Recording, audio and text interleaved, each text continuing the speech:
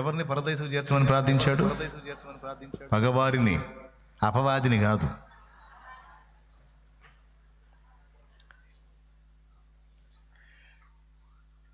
అపవాది అహంకారమణచి త్రోసెను, పగవారిని పరదైసుకు ప్రార్థించెను.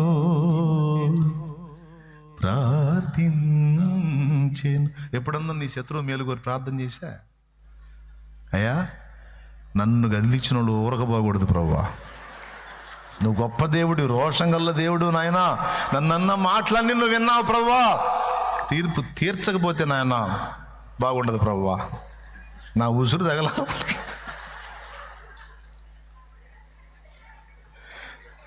అయ్యా, నన్ను ఏడిపించిన వాళ్ళు బాగుండకూడదు ప్రభువా. అవునా?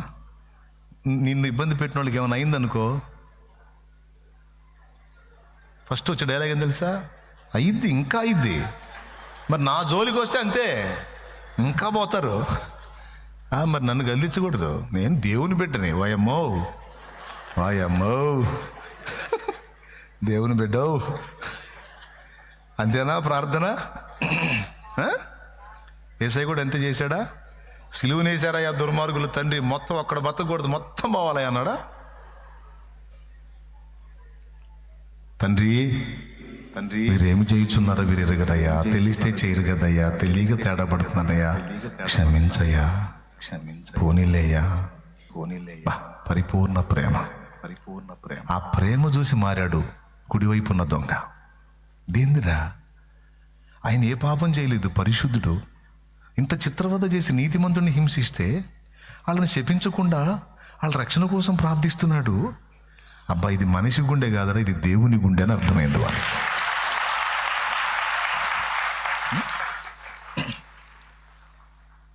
నిన్ను ప్రేమించే వాళ్ళని నువ్వు ప్రేమిస్తావు, నిన్ను ద్వేషించే వాళ్ళని నువ్వు ప్రేమిస్తావా? కానీ పరలోక తండ్రి చూడు, తనను ద్వేషించే వారికి సైతం అన్నం పెడుతున్నాడు, వస్త్రాలు ఇస్తున్నాడు, వాన కురిపిస్తున్నాడు, వాటికి ఫుడ్ దొరికేటట్టు చేస్తున్నాడు. చూడు, అది ఆయన ప్రేమ. మీరు దేవుని కుమారులై ఉండినట్లు శత్రువులను కూడా క్షమించి ప్రేమించండి, వారి మేలు కూడా కోరండి, వారు కూడా నిత్య జీవానికి రావాలని ఆశించండి. ఆ మెట్టు అంటే అది పెద్ద కొండ మనకి, అవునా? మనల్ని తిట్టినోళ్ళు, మన మీద సాడీలు చెప్పిన వాళ్ళు, మన మీద దుష్ప్రచారం చేసిన వాళ్ళు వదిలిపెట్టడం అంటే పెద్ద కొండ మనకి, అది ఎక్కలేనంత ఎత్తైన కొండ. ఒక్కొక్క కోడలు వచ్చిద్ది, అత్తగారి కోసం ప్రార్థన చేయమ్మా, అత్తగారు మారదన్నా, అది చచ్చిందాక మారదు. మామూలు కాదు, చావాలన్నా తొందరగా చావాలి. ఏందమ్మా కక్ష? లేదన్నా మంచోళ్ళ కోసం చేయొచ్చు అన్న, చాలేమన్నా నువ్వు చెప్పు, నేను చేస్తా మంచోళ్ళు కాదు, దానికోసం మాత్రం చేయండి. అది సైతాన్ అన్నది, ఒరిజినల్ సైతాన్. అత్త, ఒక్కొక్క అత్త కోడల మీద, ఇదే మళ్ళీ సీనియర్ విశ్వాసి, తప్పు నాన్న చేస్తే తెలిసి తెలియని స్థితిలో ప్రభువా క్షమించు నాయన, తెలియదయ్యా, పోనీలే తండ్రి. అది యేసయ్య ప్రేమ. వాళ్ళకి ఒకనాడు కనువిప్పు కలిగిస్తాడు దేవుడు. ఆనాడు వాళ్ళే వచ్చి, ఇంత చేశాను నీకు, ఎట్ట ప్రేమిస్తున్నావమ్మా నన్ను, ఇంత చేశానయ్యా నీకు, ఎట్ట నన్ను ప్రేమిస్తున్నావయ్యా, నువ్వు నా గురించి ఎట్ట ఆలోచిస్తున్నావయ్యా, నేను నీకు చాలా దుర్మార్గం చేశాను కదా, నేను తెలిస్తే చేస్తావా, తెలియకనేగా, పర్వాలేదులే కానీ ఇవ్వండి. యేసయ్య ప్రేమ, ప్రేమలో పరిపూర్ణత. చిన్న విషయాలు కాదండి, ఇవన్నీ మనం సాధన చేయాలి. ఓకేనా? అయితే ఒకటి టెన్షన్ పడకండి, వయమ్మా మనం అంత ప్రేమలోకి రావాలంటే మన వల్ల కాదే అని ఫీల్ అవ్వకండి. నా వల్ల కూడా కాదు, నా కోపమే, మాట విన్నంతవరకే, లేకపోతే ఇంకేం లేదు. కొట్టడం ఒకటే తక్కువ, కొడితే బాగుండదని మాటలన్నీ కొట్టినంత పని చేస్తాను నేను. నాకు కష్టమే, మీకు కష్టం అయితే మనల్ని పిలిచిన వానికి అది కష్టం కాదు. అర్థమైందా?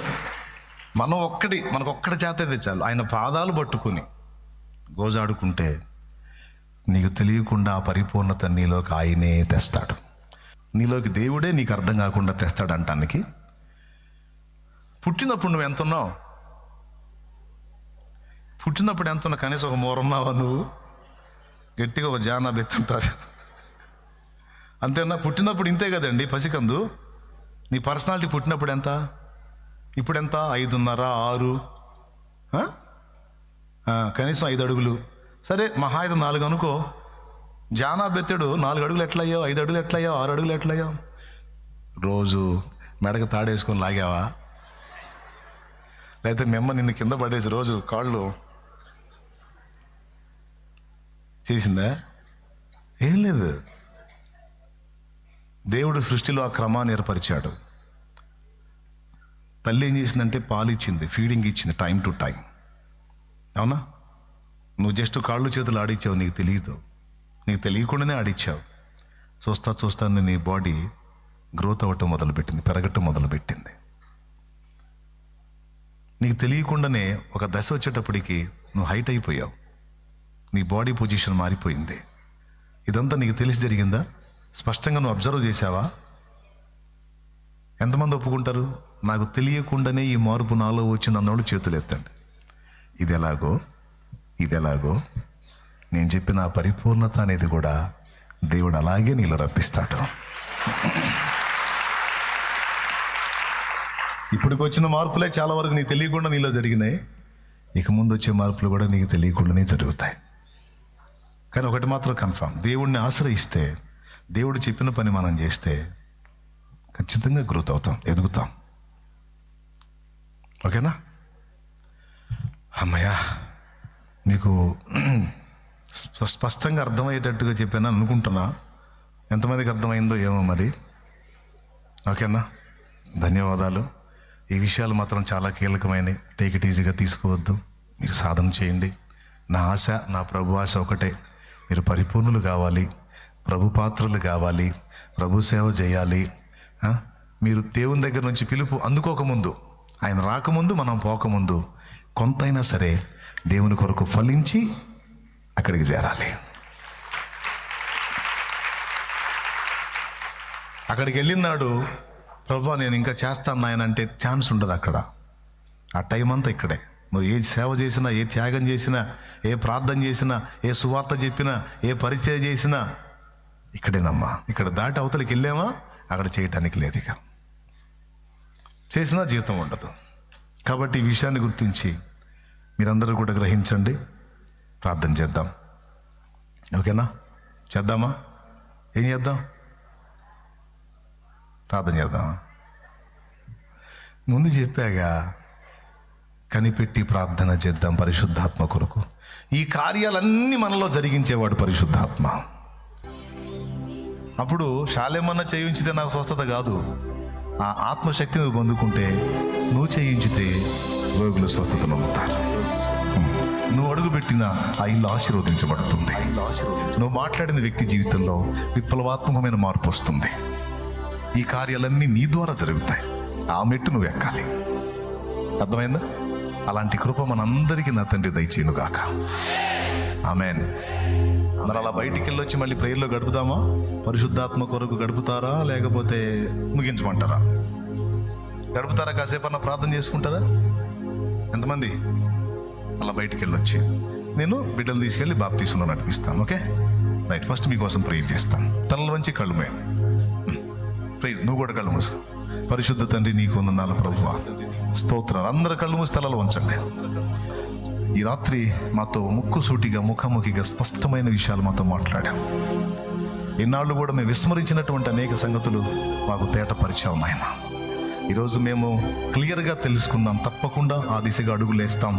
అచ్చ ఒలీవ తైలము మా మీద పడినట్లు పరిశుద్ధ ఆత్మ శక్తి మేము పొందునట్లుగా నా ప్రభువా నీ పాదాల చెంత కనిపెట్టడానికి తీర్మానించుకున్నాం. దుష్ట సాతాను శోధనలని నజరేయుడగా యేసు అధికారం కలిగిన నామంలో బంధిస్తున్నాం. నీ కృపా కాపుదల, భద్రత, క్షేమాన్ని ప్రసాదించి బిడ్డలందరినీ కూడా నీ పరిశుద్ధాత్మ అభిషేకముతో నింపమని వారి పక్షంగా ప్రార్థన చేస్తున్నాం. వారి శరీరాల్లో ఉన్న రోగములు, వారి దేహాల్లో ఉన్న బలహీనతలు యేసు నామములో వదిలిపోవును గాక. ఏ దురాత్మ, దయ్యపు పీడలు కూడా యేసు నామములో వదిలిపోవును గాక. గొప్ప విడుదల, గొప్ప స్వస్థత, గొప్ప సమాధానం, గొప్ప ఆరోగ్యం, గొప్ప ఆశీర్వాదం బిడ్డలందరికీ కలుగును గాక. నా తండ్రి బంధకాల్లో ఉన్న వాళ్ళు, వ్యసనాల పట్ల చిక్కుకున్న వాళ్ళు యేసునామములో విడుదల పొందుదురు గాక. ఆన్లైన్ ద్వారా వీక్షిస్తున్న వారు సైతం గొప్ప జవాబు పొందాలి ప్రభువా, కృప చూపండి నాయనా. ఎంతమంది అప్పుల బాధల్లో, ఆర్థిక ఇబ్బందుల్లో, సమస్యలు సతమతమవుతున్నారో అవన్నిటి నుంచి వారికి విడుదల కలగాలి.